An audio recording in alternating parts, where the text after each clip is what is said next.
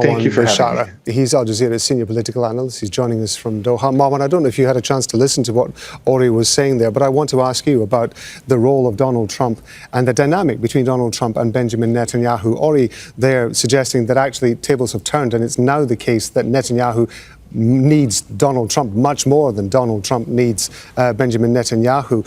Do you think, or what possible scenarios, particularly for the Gulf region and in the Middle East, could result from that?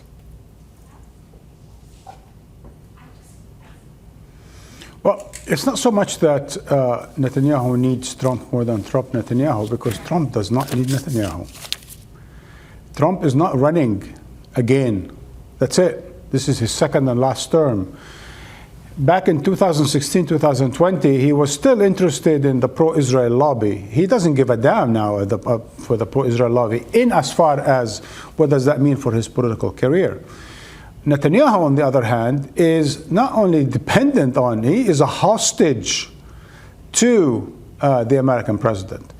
I think the American president can, with one sentence, one statement, one phrase, end Netanyahu's career if he wanted to.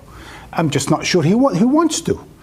What he wanted to do thus far, even before becoming officially president, was to make clear to Netanyahu who's the boss. And he certainly succeeded in that. He told Netanyahu, get with the program, get with the ceasefire, or else. And Netanyahu had no other choice but to get with the ceasefire, even if it was at the risk of imploding his coalition government. And in fact, Ben Gvir left, and it was almost there that Smotrich would live. And yet, he had to follow in Trump's footsteps, because Trump has the capacity to end his career, and Trump has the capacity to sever relations with Israel if he wants to. But again, I don't see the logic of why he would want to do that. Trump's base is Netanyahu's base.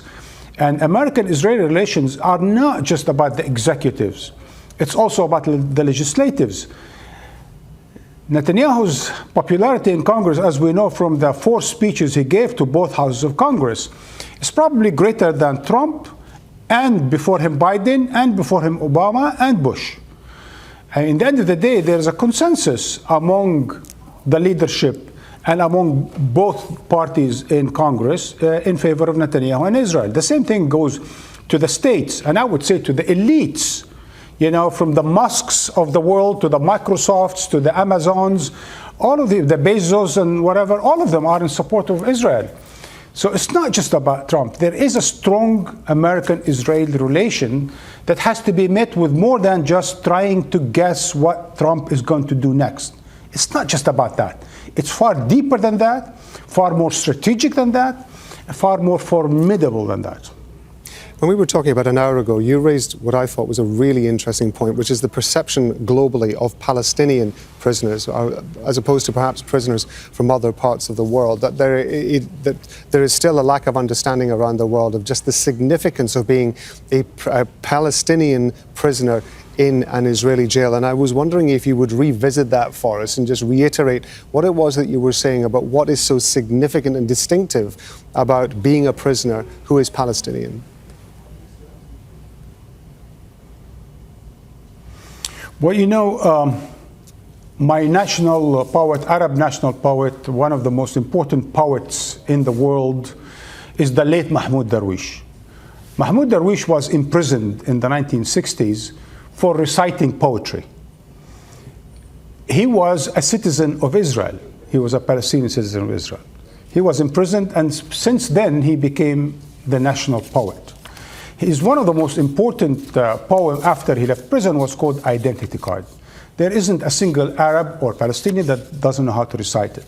And then he wrote his formidable poem, A Prison Cell. It's a fantastic piece of poetry that I suggest a lot of readers of our world look it up. But anyway, since then, since the mid-1960s, almost a million Palestinians entered in and out of Israeli prisons. That means each and every family, each and every community, each and every neighborhood, each and every school, each and every family has been affected. Because when you go into Israeli prisons, you go into the dungeon. You don't know what's going to happen to you. Israel is one of the early countries in the world that tortured. You could be tortured, you could be killed, you could just not see the light ever again. A lot of them were imprisoned on the basis of administrative detention, meaning there was no case to be made, they were not put on trial, and most of them was in military courts, which means you just basically will be guilty no matter what you say, no matter what you've done. And that meant that the prison became central to the Palestinian life in the occupied territories. In Gaza, in the West Bank, in East Jerusalem, even 48, each and every one knew a prisoner or was touched by a prisoner, which meant that it became central to everything from literature. I mean, there's nothing more important than the prison novel, than the poetry of the prison. The Palestinians even had to establish a ministry for the prisoners. In the prisons, that's when people graduated school. That's when they went to universities through distant learning. That's where a lot of them learned even Hebrew. But also that's where a lot of them were tortured and their life completely transformed along with their families, because Israeli prisons were torture chambers. But that's all of it is actually part and parcel of not just a literal prison, but a metaphorical prison. Because Palestine, for the past 75 years, has been a prison. You're either locked in, as in Gaza, the West Bank, and so on, or you're locked out, as of the 4 or 5 million Palestinian refugees who are not allowed to go back into their homeland. So Palestine became a prison. It's a metaphor. It's a reality for Palestinians. And each and every Palestinian dream of one thing, whether they are prisoners or not a prisoner.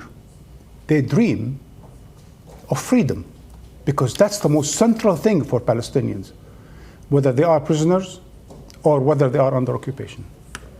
Marwan Bishara, Al Jazeera's senior political analyst. Thank you very much indeed. Make sure to subscribe to our channel to get the latest news from Al Jazeera.